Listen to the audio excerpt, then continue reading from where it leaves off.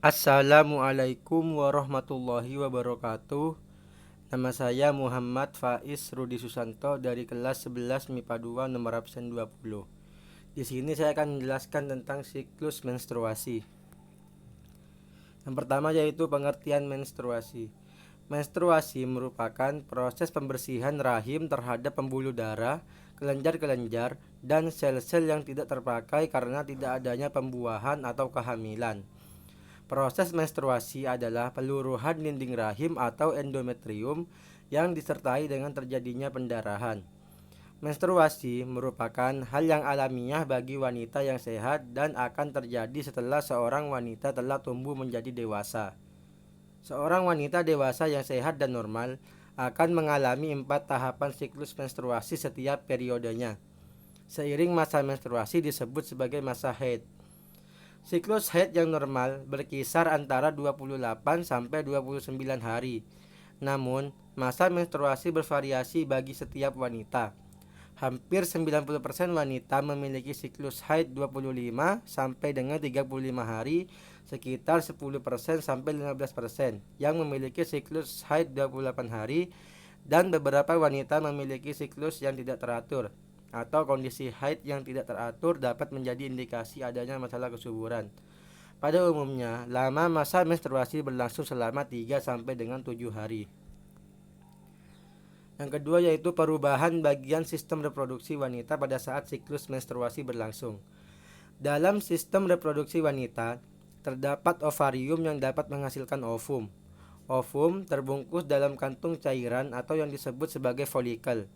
Folikel merupakan kantung cairan yang berisi oosit matang yang dapat berkembang menjadi sel telur. Pada bagian sistem reproduksi wanita juga terdapat endometrium, yaitu lapisan terdalam pada rahim dan tempatnya menempel sebagai tempat menempelnya ovum yang siap dibuahi. Jika ovum tidak dibuahi, maka akan luruh menjadi darah atau yang biasa disebut dalam masa menstruasi. Jika ovum berhasil dibuahi oleh sel sperma, maka akan terjadi kehamilan dan masa menstruasi tidak akan terjadi.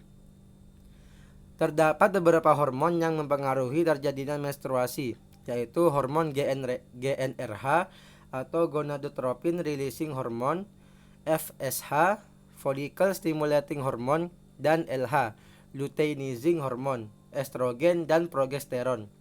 Jadi, perubahan yang terjadi pada saat siklus menstruasi meliputi keadaan satu folikel, kedua dinding endometrium, dan yang ketiga yaitu tingkat hormon.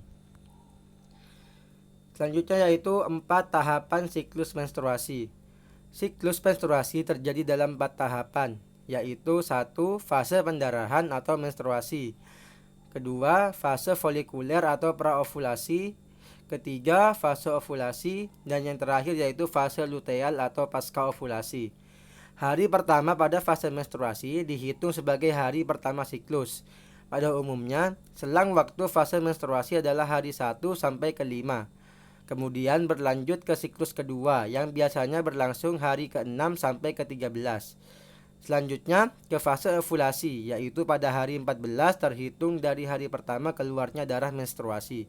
Berikutnya ke fase terakhir dalam siklus menstruasi, yaitu fase pasca ovulasi yang pada umumnya berlangsung pada hari 15 sampai 28.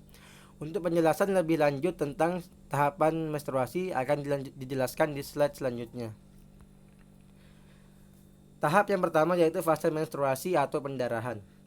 Hari pertama pada fase menstruasi menjadi patokan hari ke-1 dari siklus menstruasi. Pada umumnya, fase menstruasi rata-rata berlangsung selama 7 hari.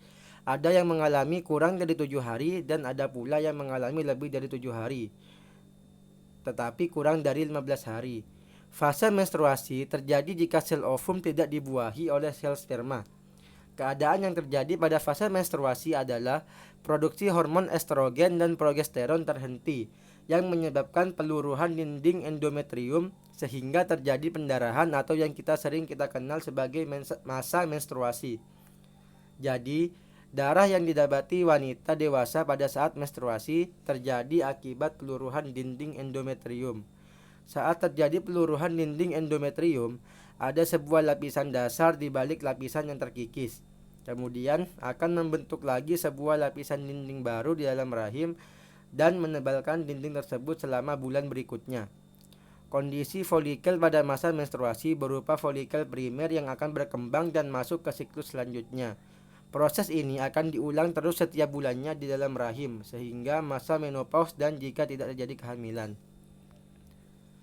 Tahap yang kedua yaitu fase praovulasi atau folikuler. Pada fase praovulasi atau folikuler, terjadi proses sekresi hormon FSH oleh kelenjar hipofisis anterior. Pada saat fase folikuler ini, produksi hormon FSH mengalami proses kenaikan, di mana peran dari hormon FSH adalah mengubah folikel primer yang terbentuk pada tahap sebelumnya menjadi folikel sekunder. Folikel sekunder yang terbentuk akan menyebabkan produksi hormon estrogen dan kemudian akan terjadi penebalan dinding pada endometrium. Tahap yang ketiga yaitu fase ovulasi. Fase berikutnya dalam 4 tahapan siklus menstruasi adalah fase ovulasi. Pada fase ovulasi, hormon estrogen akan mempengaruhi hipofisis anterior untuk sekresi hormon LH yang berperan dalam memicu ovulasi untuk melepas oosit sekunder. Fase ovulasi merupakan tahapan di mana ovum atau sel telur siap dibuahi oleh sel sperma. Kondisi yang terjadi pada fase ovulasi adalah sebagai berikut. 1. Folikel mencapai kematangan. 2. Sekresi hormon estrogen meningkat. 3. Sekresi hormon FSH dan LH meningkat. Keempat, sel telur keluar dari folikel. Tahapan yang terakhir adalah fase pasca ovulasi atau luteal. Pada fase ini, terjadi pembentukan korpus luteum yang akan menghasilkan hormon progesteron. Hormon ini berperan dalam penebalan dinding endometrium, sehingga keadaan dinding endometrium akan semakin menebal. Jika terjadi pembuahan, dinding endometrium akan dipertahankan dan semakin menebal dan fase menstruasi tidak akan terjadi. Jika ovum tidak dibuahi, maka akan terjadi peluruhan dinding endometrium dan terjadi menstruasi. Ya, mungkin itu saja yang dapat saya sampaikan. Kurang lebihnya mohon maaf. Wassalamualaikum warahmatullahi wabarakatuh.